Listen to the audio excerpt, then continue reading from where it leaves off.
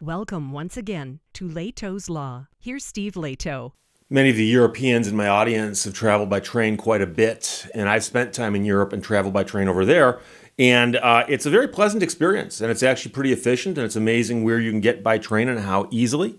So for instance, you can land in London at the airport, jump on the tube, get into London, transfer to a train, take the Channel over to Paris, and then walk out in the sunshine of Paris, the Gare du Nord, and that could be the first time you were outdoors from when you were landing the plane over in London. Not that you yourself were landing it, but you were on the plane as it landed. Now, a lot of people who've never been to Europe and have lived their entire lives in America know about trains primarily because they've been stopped at an intersection while a train went through. But I know people who've never traveled by train, other than like at the zoo or something. And so I've been on a train a couple times. You can take a train from Detroit to Chicago, and I have a publisher in Chicago, so I used to go there and visit them by train. And it was an interesting way to travel, but it was different. All the stops along the way made it to be where you could probably drive it just as fast. But of course, when you're sitting on a train, you can just sit there and watch the scenery go by, or read a book, or talk on the phone, whatever you want to do. And so it's a different kind of experience. Now, here's the problem. Once in a while, we hear about really, really bad experiences on board trains in America, which, again, is a different kind of experience. But I've never been through something like this. But NBCnews.com reports, and John sent me the notes, and Steve, check this out. Passengers stuck on Amtrak train for hours in rural South Carolina. Now, if you're going to get stuck on a train, South Carolina might be the place to do it. I've been there. It's very nice. But for one man and his family, what began as a fun trip to Florida turned into a nightmare after a train ride, which was scheduled to be a 17-hour trip, turned into a 35-hour ordeal. So the trip wound up being twice as long as expected, and instead of the better part of a day, it was the entire day and then another half. So passengers were stuck on an Amtrak train traveling from D.C. to Florida for almost a full day longer than expected after its route was diverted in rural South Carolina due to the derailment of a freight train. So their train didn't derail, but another train did. So for the man, it became that nightmare. He said, "We had a limited amount of time for our vacation. It felt like it's just done." He told NBC News in a phone interview early Wednesday. He was still on board the train with his wife and their son. So he's talking to NBC News while he's still on the train. The train had departed from Virginia at around 5:30 on Monday, was scheduled to arrive in Sanford, Florida at around 10 a.m. Tuesday. But by 4:30 a.m. Wednesday, around 35 hours after the departure, it had still not reached its destination. He added that crew members had announced the train was expected to arrive at its destination around 6 a.m. So the man's a software engineer for a media company, said his family had originally planned the trip for November, but they were forced to reschedule after the train was canceled due to Hurricane Nicole. So the weather affects train travel as it does air travel.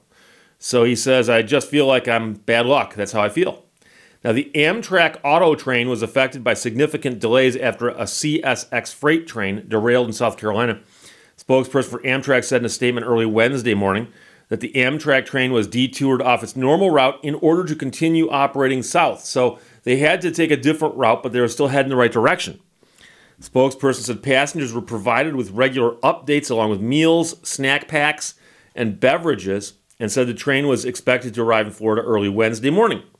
McFadden said that if he had been given the option of getting off the train, he would have, but he said passengers were told they would not be able to do that at any point. He also said that at one point, after he had posted a video on YouTube of an Amtrak worker addressing passengers, passengers were asked over the intercom to refrain from sharing videos and photos on social media. Yeah, no, how's that? He further questioned why the train stopped at one point for hours waiting for relief crew members to arrive. The question that we're asking is, why did the train have to stop in the middle of nowhere, not even a small station, and have crew drive to the train? Well, I'm assuming that there's laws regarding how long crew members can work. I don't argue with that. I don't want my train being driven by people who are overtired just because I'm in a hurry. I get that. That's a safety issue. But he said at one point his 7-year-old son was convinced we could get off the train and began putting on his shoes. We had to tell him you can't get off the train. And he was really sad about that. Son, everyone on board this train is sad right about now. Amtrak did not immediately respond to an overnight request for further information, including on why the train stopped where it did and how long exactly it was delayed in South Carolina. Now, the man who's talking to the media here after being told not to, but I salute him because he can do anything he wants with respect to the media. He said that he felt that the situation could have been handled better if somebody decided that revenue is not the most important thing. In October, and this is the one I remember now, passengers on an Amtrak train headed from Detroit to Chicago were also affected by major delays when a trip meant to take around 5 hours ended up taking nearly 20 after the train lost power. NBC Chicago reported on that case. In that one, passengers were reportedly able to get off the train well before it reached Chicago. And I remember seeing that because passengers actually bailed. Like, the train was stopped, and people realized, I think based on their phones showing them where they were, that there were roads nearby. And some people just said, see ya, and got off the train and then went and found alternate transportation. Because I believe they were like halfway to Chicago. So now out in rural South Carolina, I'm not sure what you're going to be able to get out there with respect to alternate transportation. But the real question, of course, is, if this happens to you, what do you have coming to you as some form of compensation or something that's going to make this good? Does Amtrak have any liability? And of course, the question is answered by going to look at their website and looking at their terms of service, terms and conditions of their service. And they've got those on there. And as you can imagine, it's just page after page you scroll by. But then you get to a section called force majeure event. Amtrak may, in the event of a force majeure event, without notice, cancel, terminate, divert, postpone, or delay any train or the right of carriage without liability except to issue a refund. The refund will be made in the original form of payment in accordance with the refund rules for any unused portion of the ticket. Force majeure includes any condition beyond Amtrak's control, including but not limited to meteorological conditions, acts of nature, riots, civil commotion, embargoes, wars, hostilities, or disturbances actual, threatened, or reported. Also because of any delay, demand, circumstance, or requirement due directly or indirectly to such conditions. Think of the biblical list there. Locusts. Any strike, work stoppage, slowdown, lockdown, or any other labor-related dispute. Or any government regulation, demand, or requirement, or any shortage of labor, fuel, or facilities, or any fact not reasonably foreseen. So that derailed train means that this kicks in. So they have the right to delay the trip, and if they canceled it, you get your money back. But that's pretty much what your limitations are.